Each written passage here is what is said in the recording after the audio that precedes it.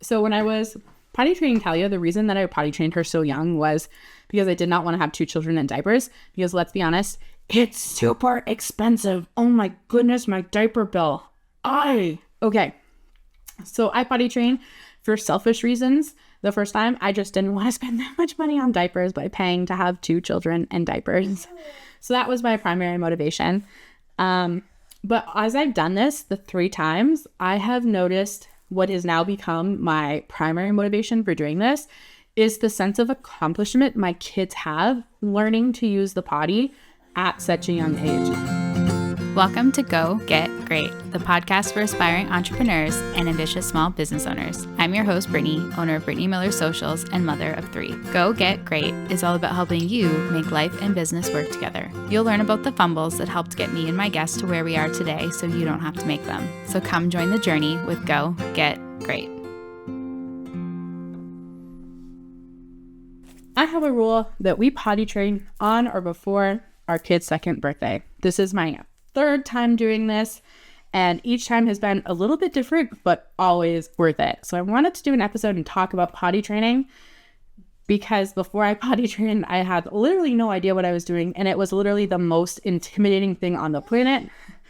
So let's demystify potty training and help make it easy for you guys to do it too. So kind of the first thing that I want to talk about is why I potty train before the age of 2. Talia, technically I potty trained at about 1.5 years because she was potty trained before Rhea was born, and they're only 16 months apart. So you can potty train early. I know a lot of people don't do it that early, but it's totally doable. In fact, I actually think that maybe it's a little bit easier. Now, keep in mind that I haven't potty trained like a 5-year-old. So I'm just speaking from personal experience from potty training younger kids, and I really love it. So when I was potty training Talia, the reason that I potty trained her so young was because I did not want to have 2 children in diapers. Because let's be honest, it's super expensive. Oh my goodness, my diaper bill. Okay. So I potty trained for selfish reasons. The first time, I just didn't want to spend that much money on diapers by paying to have 2 children in diapers. So that was my primary motivation. But as I've done this the 3 times, I have noticed what has now become my primary motivation for doing this is the sense of accomplishment my kids have learning to use the potty at such a young age. Rhett is the first person in his daycare group to be potty trained, and he loves it. He is flourishing. Even the daycare people are like, he is a champ. We have not seen this. Now, maybe they're newer to daycare. I don't know. But he is the only one in his room that is potty trained. Rhea was potty trained before she even started daycare, and I knew that there were kids in her group that still were in diapers. Talia never made it, so I didn't really have a frame of reference for that at the time. But seeing how proud they are when you're cheering for them and you're celebrating the fact that they use the potty and they just get it, they get so excited. And I love teaching my kids to be independent and giving them that sense of accomplishment in themselves. So that's the biggest reason why I potty train at such a young age, because although I'm saying at such a young age, they're actually developmentally ready to potty train at that point. And you'll learn more about that when I tell you my potty training story with Red. And in true authentic mom fashion, I'm recording this episode with probably less than ideal audio quality. I'm sorry, darling. But Luca is awake now, and I really just need to record this. So we're rolling with it. You'll hear him chatting to us in the background. And then kind of my last reason of why I potty train is it does make daycare so much easier, I think, for the daycare providers, but also for you. And it's just less things that you need to worry about taking to and from daycare. So to kind of understand how this all started, like I said, it started with Talia. So I primarily potty trained her at 15 months, like I said, because I wanted her potty trained before Rhea, because I didn't want to have 2 children in diapers. And also, knowing how busy life became once you had 1 child, I figured if I had to multiply that by 2, there was not a chance that I would be potty training her for quite a while. And I read a potty book. Okay, so it's called Oh Crap, Potty Training by Jamie Cholwacki. I probably butchered that. I'm so sorry if you're listening to this. I'm really bad with names. But I highly, highly recommend this book. It was so helpful for what I'm going to call modern parents, because I'll talk about that later. The difference between me potty training my way and my parents trying to give me their potty training feedback. Oh, okay. So her book is like very current, and it works a lot with like the gentle parenting movement and like all of those things. What she said just 100% clicked with me and made so much sense.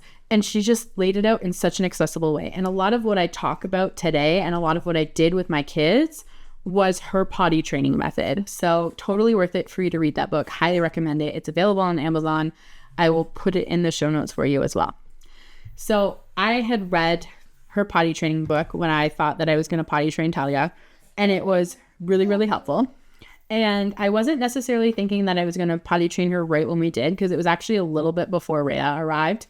I was like going to try and like fit it in 5 days before my due date. In hindsight, that was a bad idea, because Rhea's due date was Christmas Day, and doing anything the week before Christmas is just not a good idea.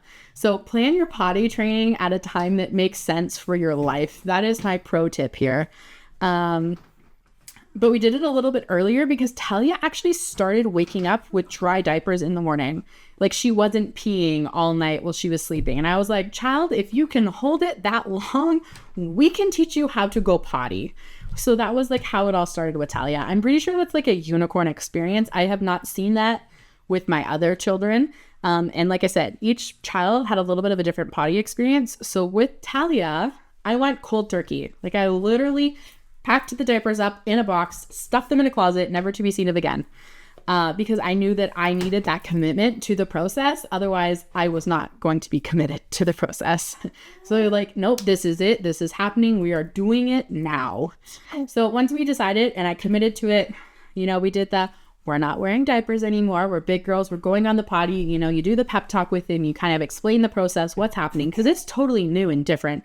And the example she used in the book made a lot of sense to me. It's like, if you went over to your friend's house and they told you that you just went and you shit in the corner and not in their bathroom, it doesn't matter how many times they would tell you it's okay. You're not going to want to do it. It's going to feel uncomfortable. You're not going to understand what's going on.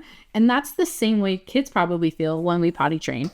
They're just used to going in their diapers. That's what's normal to them. And now we're telling them they have to do it like out in public, in essence, with you watching, for them to learn how to go potty into this like little container. And they're like, I don't know about this. So you have to like teach them socialization. You have to teach them to potty train, and it's going to feel really weird and really different.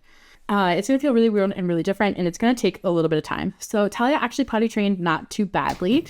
It took about a week, maybe a little bit longer if memory serves. I didn't take super detailed notes because I didn't know that, 3.5 years later, 4 years later, I was going to be recording a podcast on it. But in my recollection, I think it took about a week to potty train her, which kind of makes sense given what I experienced with my other two. I will definitely say that potty training your first child is just a different kind of hard. It's hard because you really don't know what to expect. You don't really know how it works. But having potty trained multiple children now, I will also say that it was my easiest potty training experience, because it is so much easier to give a child your undivided attention when there's only one of them that requires your attention. Trying to potty train Rhett was like, oh my goodness. You're like, I have to watch him. I know he needs to go pee. And then you have two other children going, mom, mom, mom. And you're like, oh my God, please don't. And then you're like, okay, I'll just take 5 seconds. I'll get them a drink out of the fridge. It'll be so fast. And then naturally, that's when Rhett pees. And I'm just like, okay. It's just so frustrating when your attention is divided in multiple directions. So, another pro tip is, if you have multiple children, I mean, you've probably already been through this. You may not listen to this episode unless you're looking for some laughs, but have help. Send your other children to school or to daycare. Make sure your partner is home or a grandparent is available for some level of support. Because inevitably the potty accidents will happen when you're helping your other children. So with Talia, one of the other things that I struggled with the most, aside from like not understanding what I was doing, well, it was exactly that, is I didn't really know what I was doing. I had read the potty book. I felt really confident about how she presented it, and I wanted to do that. But we were living with my mom, and my mom just like didn't like how any of this went. It was like the book recommends that your first 24 to 48 hours potty training, your child is naked so that you can see them and you can watch them, and it's easier. You're not messing with clothing if you can get them to the potty before they need to go, which 100% makes sense. It also means you have less peed clothes stinking up your house so you're not doing laundry all the time. I got it. I like that. That's how we've done it for our other 2 children. My mom did not like the idea of our children running around the house naked. For some reason, she was opposed to that. She was like also not wanting them to like pee on the floor. And I was like, okay, and I get that. I don't want her peeing on the floor either, but like you can't just not let me potty train because you don't want her peeing on the floor, because whether it happens today or 6 months from now, I still have to teach her to potty train and there will be pee accidents. So like, meh. Maybe that's just, my mom being my mom, because, she's a special kind of mom. So she really didn't like a lot of how that went. She didn't like a lot of the verbiage we use. I don't know if you ever see the reels on Instagram that's like teaching grandparents how to like modern parent or like gentle parent or whatever kind of parenting terminology you use. Things are just very different now. We have new information. We're a different generation. We have a different way of living life and doing things. And naturally, how we raise our children is going to be different than how they raise theirs. So, I really struggled living under her roof with a lot of different things, but like potty training was one of the big ones. So I also think it probably took Talia a little bit longer to potty train because, if I wasn't home and my mom was helping me potty train, she was doing it her way, not my way, which can be very confusing and different for kids to have to try and learn things multiple different ways. So that was kind of one of the things that I struggled with a lot, potty training Talia for the first time. But overall, it worked. I have a couple other rules about potty training too, and a lot of those came from reading her book as well. So I don't use pull-ups because they're diapers with a different name. And if your child will stay even remotely dry while wearing something, it's a diaper. And it's not teaching them to go potty and recognize when they need to go potty or when they have gone potty, which is the first stage of it, recognizing when they have gone potty to then recognize when they need to go potty.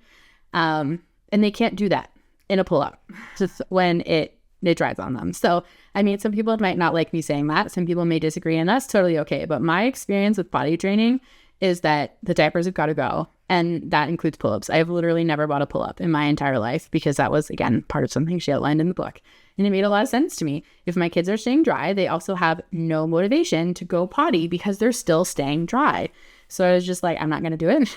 Pull-ups are also the same price as diapers. So we're just not. But we did use training pants. So it's like thicker underwear. So it will help contain the mess to some degree. It's not at a diaper at any sense. They're still very wet. And that wet is kind of an uncomfortable sensation. It's something that they don't typically like, which is one of the reasons why they're more motivated to go potty, because they don't want to wear wet clothes. Makes total sense for me. So we did that. And again, there's still going to be some days, and even after they're potty trained, by what I consider potty trained, they're still going to have some accidents, and you're still going to be washing some peed underwear, some potty pants. And I was okay with that. I knew that it wasn't going to be 100% of a perfect situation. My mom, again, still not a super huge fan of that. So you can see why I got in Roadhouse, which we did before we potty trained Rhea. So my experience with Talia, totally doable. Easy and hard at the same time, but not because the actual process of potty training was hard, just because of the environment that I was trying to potty train in was challenging, and I didn't know what I was doing. For Rhea was ready. I knew Rhea was ready. Rhea also happened to be a little bit of a lazy child in the sense of potty training her took a long time because she was just being super stubborn with it. Like, she saw Talia going potty, and for the first little while she thought it was fun.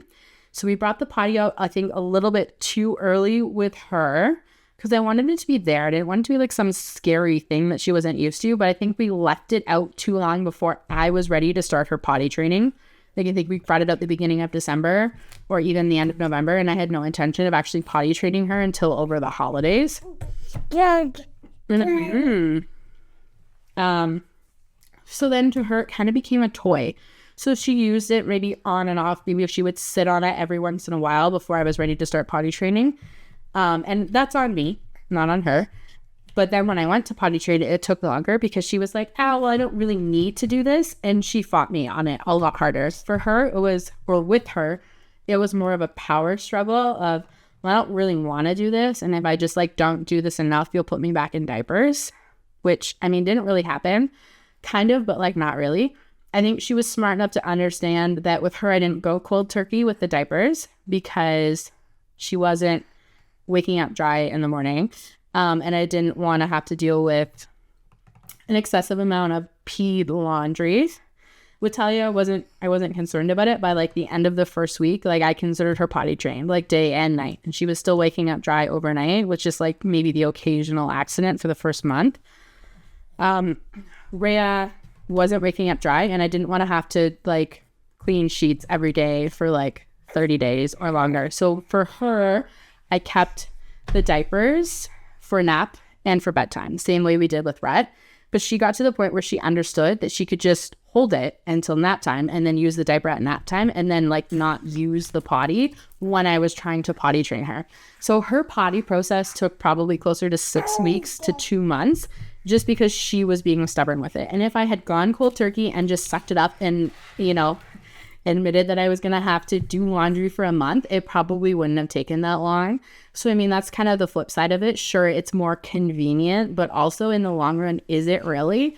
I would rather have just like one really, really hard week than have to like potty train my child for 2 months. So, more feedback for you on that one. Eventually it came down to like me just like literally sitting in the bathroom with her for a long time. It was a long time. It was probably an hour having her scream at me and telling me she didn't want to go pee. And I mean, this sounds bad when I say it. It really wasn't. Like, I wasn't forcing her to go pee. I was just like, we're going to stay in here until we go potty, because I knew she had to go. Like, she was showing her potty signs. And that's the other thing too. Each child has a potty sign. Talia's is a potty dance. Rhea's is kind of, but it's like a different style of potty dance. Talia's is like the traditional, you see it on the commercial. They cross their legs and do the little hoppy thing. That was her potty sign. Rhett's, I don't know if I can say this on a podcast. His pee-pee just like gets longer. It was like, I don't know if that's like a thing for guys. This is the first time I've had to potty train a boy for Rhett. I mentioned that to Gray. I was like, Gray, I think this is Rhett's potty sign. And he's like, no, that's like not a thing, babe. He's like, that's not how that happens. I was like, I don't know what to tell you. It happens every time before he goes pee. And it was like, I can predict it. And that is how I can predict it. So I don't know if there's any other boy moms out there who have potty trained, like feel free to weigh in for me, but like he doesn't have any other signs. Like in their book, it's like, oh, it could be something as subtle as like crossing their toes. As like Rhett has nothing. Like he can be in the middle of like playing or like running down the hall and he'll pee. That is his potty sign. So he was, he was more challenging to potty train because he was a boy. So it's different. Actually, he wasn't hard to potty train. I shouldn't say that. I shouldn't put that out there. He was really good. Rhea was really challenging to potty train. So we just kind of sat in the bathroom when I could see that she was doing her potty sign and she needed to go pee. And I was like, we're just going to sit in here until we go pee. And it was just a case of her really realizing that, mommy wasn't letting her out of this. Like she needed to do this for her to then be like, okay, I will get on the potty train board. And then it was just like a switch flipped. And she was like, okay, I'm going to do this now. And then things got easier. But like it kind of took the hammer for her to be like, okay, we're going to do this. Because she was just like, no. Or she would like know that she needs to go pee, have me tell her, and then like laugh and run away and go pee in a corner while I was doing something with Talia. So she was more frustrating to potty train. But like I said, she was done before daycare still too. So it was, at least it was just me that was dealing with that. I was kind of back to work at that point in time in my own business. So it was a lot easier for me to be like, all right, well, whatever. But I do think that potty training takes a minimum of a week. It could be done on like a 4-day long weekend, but like you're going to have more accidents that way. I do think you kind of need, days 5 to 7. What? Do you want down? I do think, oops. Should wait until I'm back on camera. I do really think you need days 5 through 7 to actually go through the full process. And I do think that there is a process, and I can kind of track my kids through it. And she outlines it in the book. So in my personal experience, day 1 is just fun. The kids love it. You're basically just sitting there and playing with them all day, and you're just watching for their potty sign. You're going to try and get them to the potty as much as humanly possible, but know that they're probably not going to have really any successful potty trips that time. They're going to have lots of accidents, and that's okay. They're learning the sensation of going potty, and you're learning to watch for their potty sign. That's like pretty much all day 1 is. And it's like exhausting in its own sense, because that's like the only thing you can focus on. Like, do not take your eyes off your child all day, or they will pee when you're not watching. They know, I swear. Day two I find is a little bit harder. Sometimes it can go well in the morning, but then I find by the afternoon, they're kind of like over it, and it doesn't feel fun for them anymore, because you're constantly like reminding them and prompting them like, okay, we need to go potty. We need to go potty. And when you're doing it for the first couple days, like, you're on and off the potty probably every 15 to 30 minutes, especially when you know they need to go pee. So it kind of feels like a chore for them at that point, and they're not as on board with the process, we'll say. And by the end of day 2, I'm usually like ready to tear my hair out and cry and give up, which is why, as much as I would have liked to go diaperless with Rhett, I knew that would probably be really hard with the daycare, so we didn't. And I'm just like, why am I putting myself through this? Maybe he's not ready.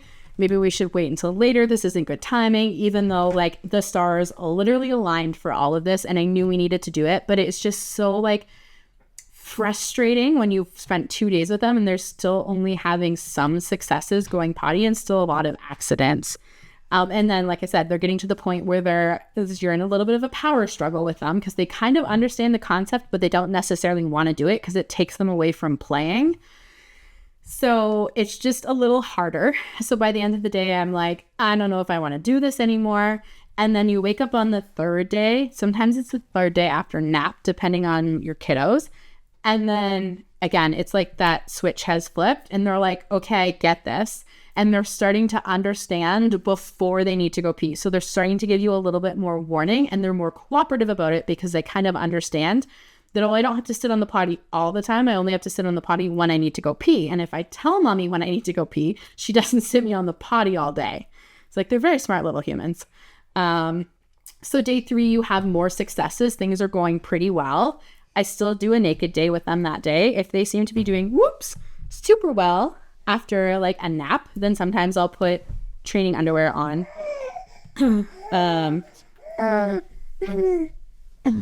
Sometimes I'll put training underwear on after that, but usually that's not until day 4. So then day 4 is its own set of challenges, because now to them, training underwear are different, but it usually takes them peeing or pooping in their underwear once to realize that it is not the same as a diaper, to then want to start going on the potty beforehand. And sometimes you don't have that issue because the kid gets it before they need to go pee. But usually there's at least 1 or 2 times where they're just like so busy, they miss their own potty cue. And then they go in their like big boy underwear. And then they're like, this is uncomfortable. I don't want to do this. And then you start to have more success with it. So that's like day 4, sometimes day 5. And then usually, so I mean, if you're doing this over a long weekend, you're not always getting to this point. And then for me, day 6 is kind of when we're adding like pants and more like fully clothed, because we kind of get it. We've had success with just the underwear. We're able to go potty, keep the underwear dry for longer lengths of time. And then kind of depending on the kid, day 6, day 7 is often when we'll do outings. So for Rhea, it was, going to the grocery store or to the mall for very short periods of time with the express intention of just like using a public bathroom. Because using a public bathroom with a kid is very different than them using the potty at home. Because oftentimes we do like the little, I'm going to call them like portable potties, but basically like toy potties. So like Rhett's not using the big toilet right now.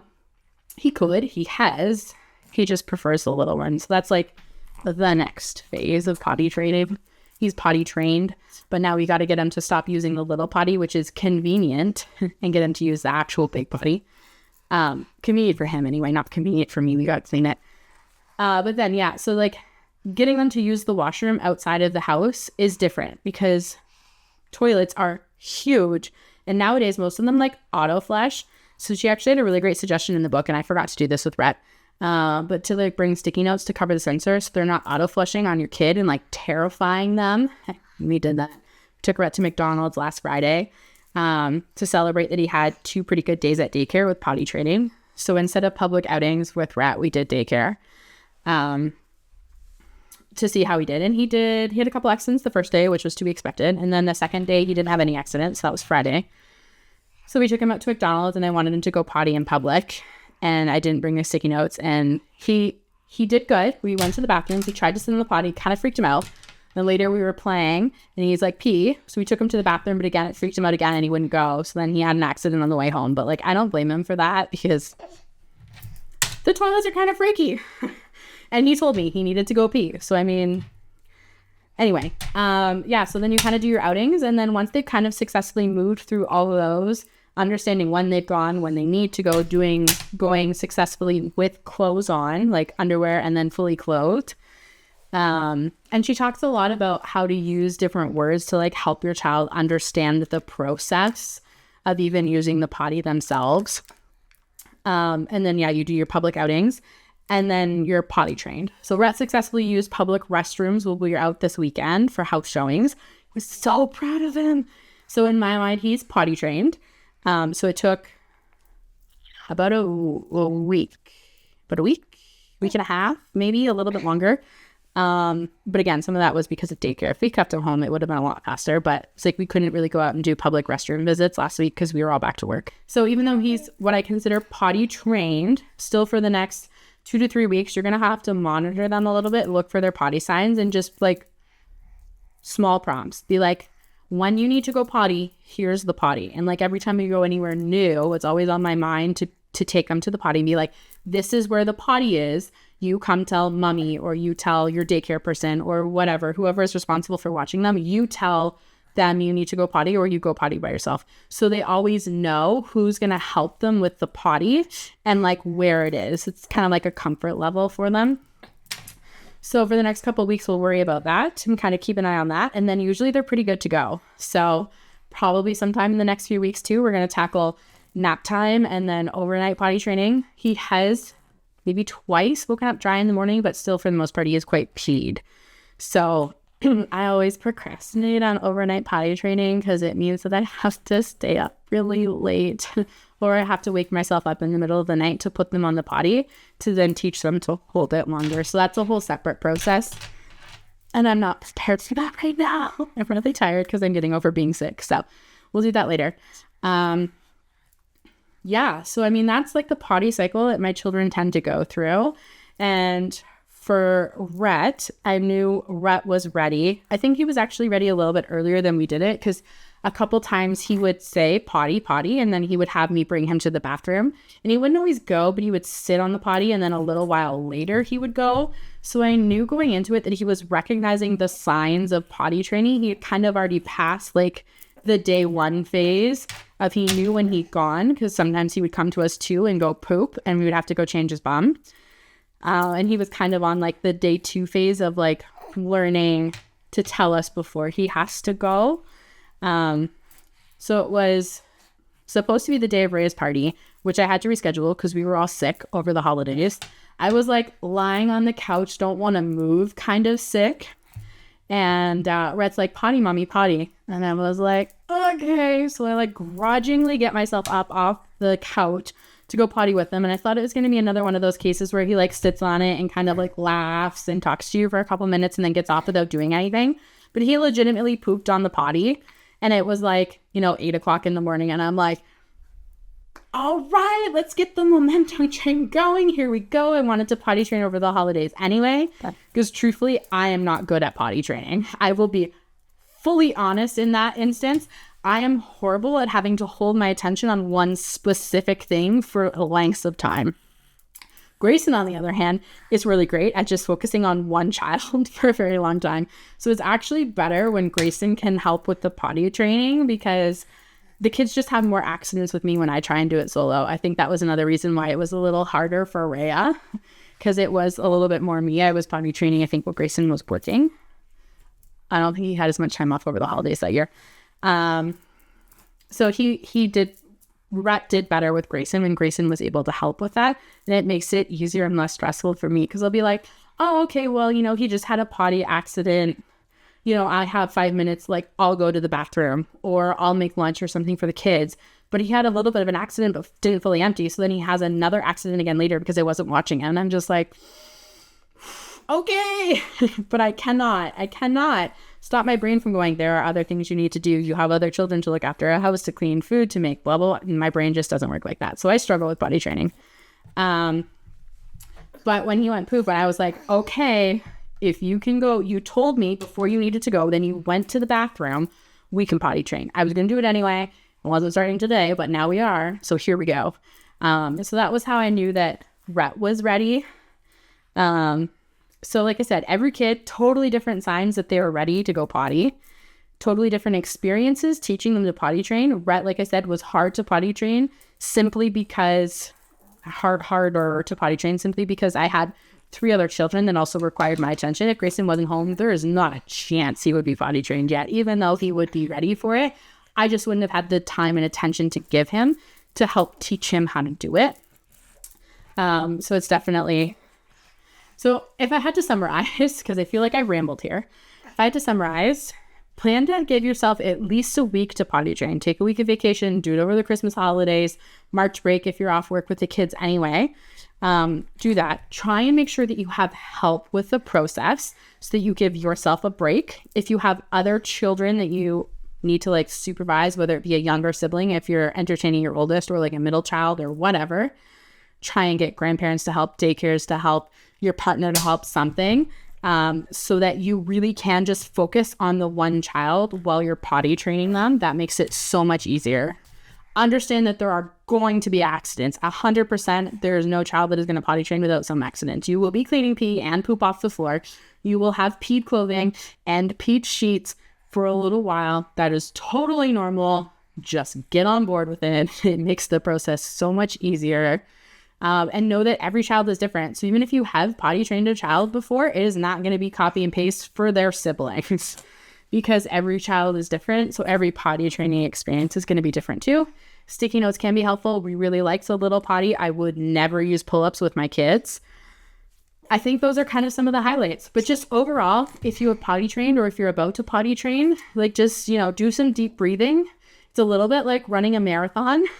It's a lot of really, really hard work, but it is so rewarding in the end. And just make sure that you're really celebrating your kid, even if they're having little victories along the way. It might still feel like they're having lots of accidents, but anytime they have any successes with their potty, just like make it seem like they ran a marathon, they won a Nobel Prize. Like it is a big deal for them, and it should be for you to help them recognize it as well. Yeah. So just pat yourself on the back, treat yourself to some self-care after you're done. I'm hoping to go for a massage later this week, maybe get my eyebrows waxed. We'll see. To reward myself from all of this work that mostly Grayson did. I mean, don't get me wrong, I helped, but yeah. Oh, here we go, Luca. So I hope you enjoyed this episode. I hope Luca's little chatting here wasn't too distracting for you. Cutie pie. We're going to potty train you before you're 2 too, but we've got about 1.5 years before you worry about that. Yeah, so thank you guys for listening to another episode of the Go Get Great podcast. I hope you like hearing a little bit more about the personal side of things, because potty training my child is definitely going to make running my business easier. It's also going to mean that I get to have a little bit more money in my budget, which means that I don't have to stress about as much client work now. So it's all interconnected, and I think it's all important to talk about, and I kind of want to talk about more of the personal side of stuff. So if there's a personal topic you'd like me to cover, send me a message on Instagram. Either account is fine, and I'm kind of happy to work that in. But potty training's been on the mind for the last couple of weeks, and I thought it would be good to do an episode about it. So thank you for sticking around if you got that far, and good luck with your potty training efforts. Thank you so much for tuning in to Go Get Great. I hope you found some useful tips and tricks that can help you make life and business work together. If what I said resonates with you, please share it on social media, and don't forget to tag at Brittany Miller Socials so that I can celebrate you for taking those first steps towards achieving greatness. Remember, success doesn't happen overnight. It takes dedication, hard work, and a lot of spirit. So don't be afraid to dream big and go after what you want. Keep striving for greatness. You get closer with every step forward, no matter how small they may seem. Until next time, go get great.